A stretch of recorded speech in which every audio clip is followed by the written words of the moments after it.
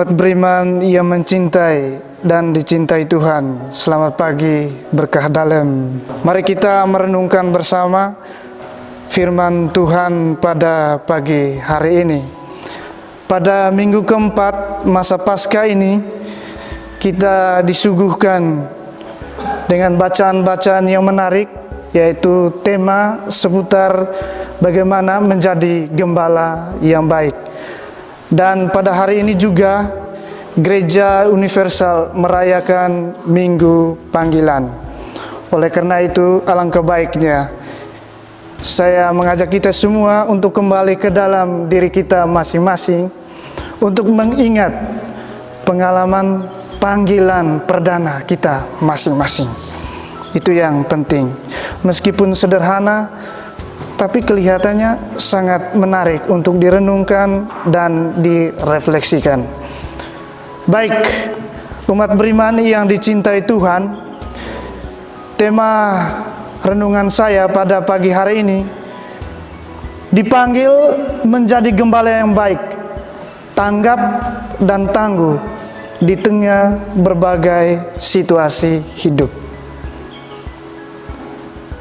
Kaum beriman Kristiani, entah klerus, biarawan, biarawati, maupun awam, menyadari asal mula keberadaan panggilannya sebagai sesuatu yang kudus, agung, dan mulia. Karena model atau prototipe panggilan itu adalah berasal dari Kristus sendiri.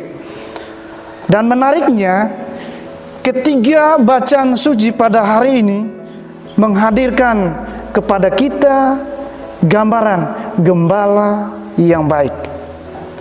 Dalam bacaan pertama, gembala yang baik itu digambarkan sebagai figur yang mau turun ke dunia untuk menebus dan mengampuni dosa manusia. Pribadi yang mau berkorban demi keselamatan nyawa sahabat-sahabatnya. Ini kira-kira inti dari bacaan pertama. Sedangkan dalam bacaan kedua, gembala yang baik itu dilukiskan sebagai pribadi yang menderita bukan karena kesalahannya, tetapi ia menderita karena mau bersolidar dengan sahabat-sahabatnya. Memang konteks surat pertama Petrus ini adalah Petrus mau menasihati jemaat-jemaatnya yang mengalami pengejaran oleh Kaisar Nero dan orang Roma yang tidak suka dengan kaum Kristiani.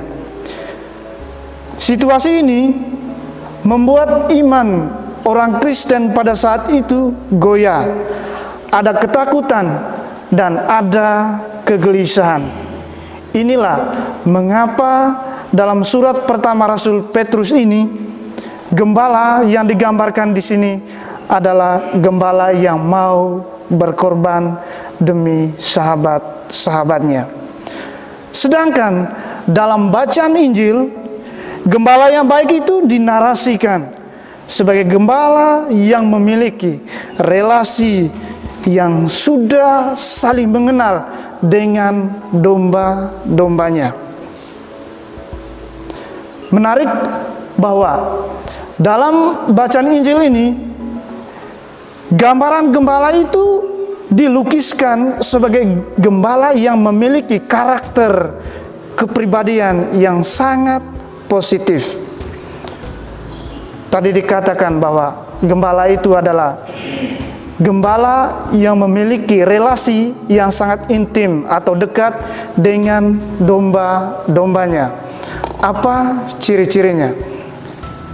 Relasi kedekatan itu ditunjukkan dengan yang pertama, gembala yang baik itu dia mengenal domba-dombanya, bahkan memanggil nama domba-dombanya itu satu persatu.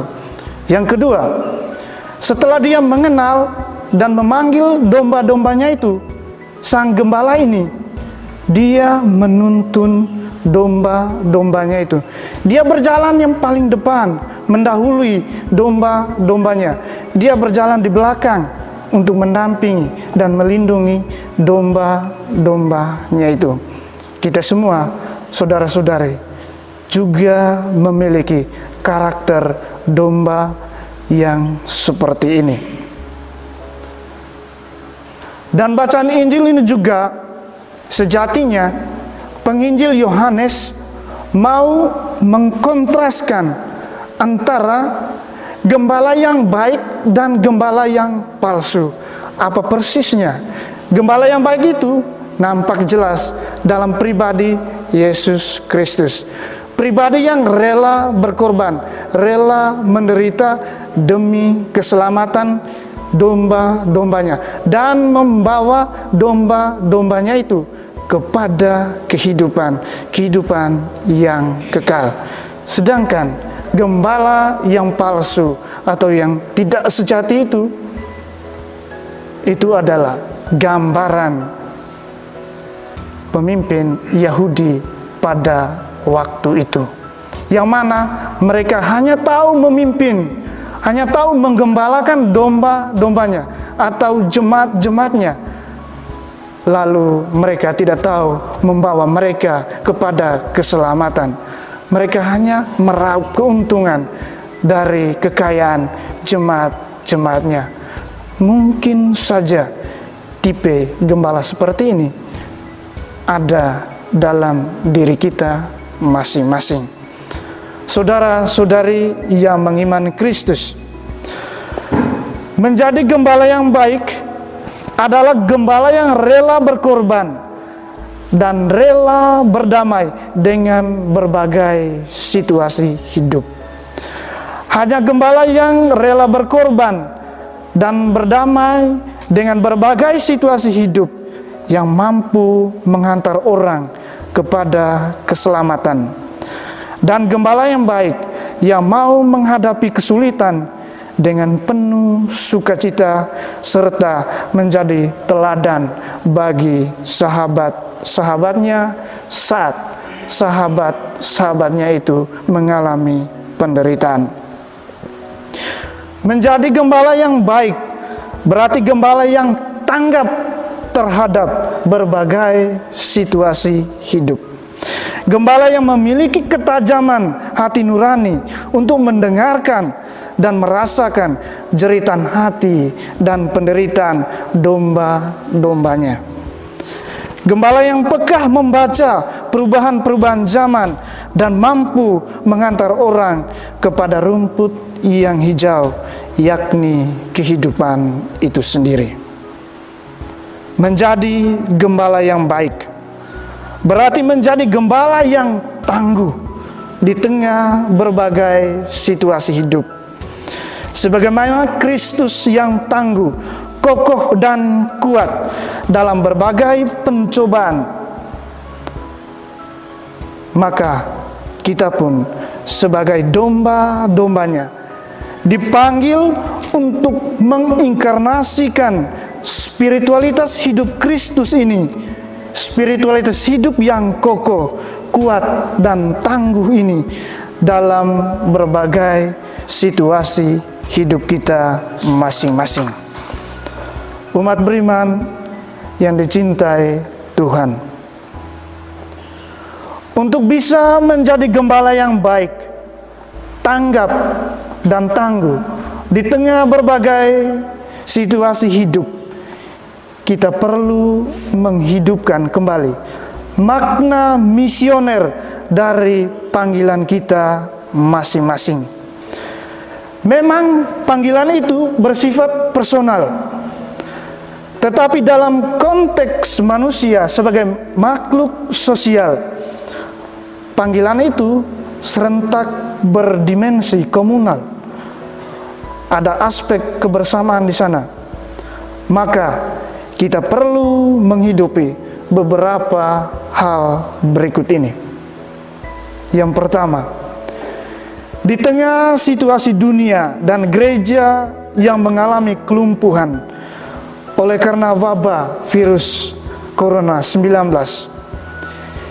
Kita perlu hadir sebagai gembala yang baik, yang mendengarkan jeritan dan rintihan umat Allah, yang cemas, gelisah, dan takut karena hilangnya berbagai sendi kehidupan yang menopang kehidupan mereka. Bukannya kita menjadi gembala yang malah kita sendiri yang takut, sedangkan umat kita di luar sana bersusah untuk berjuang, kita sendiri takut.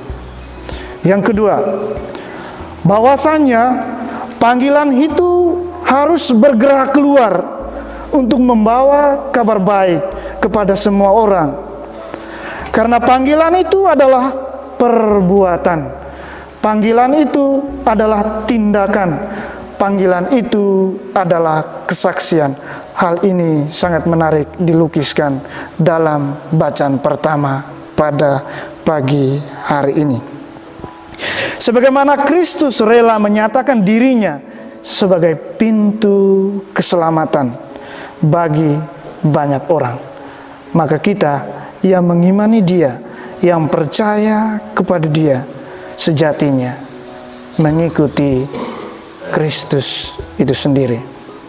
Yang terakhir, di tengah situasi COVID-19 ini, kita dipanggil untuk menjadi gembala yang kreatif,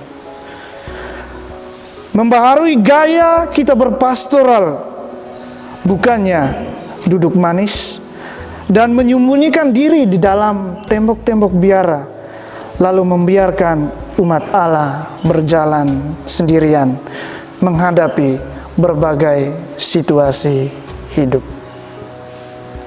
Umat beriman yang dicintai Tuhan, Kristus menyatakan dirinya sebagai gembala yang baik. Kristus menyatakan dirinya sebagai pintu bagi domba-dombanya ini. Bagaimana dengan hidup kita masing-masing? Mari kita renungkan.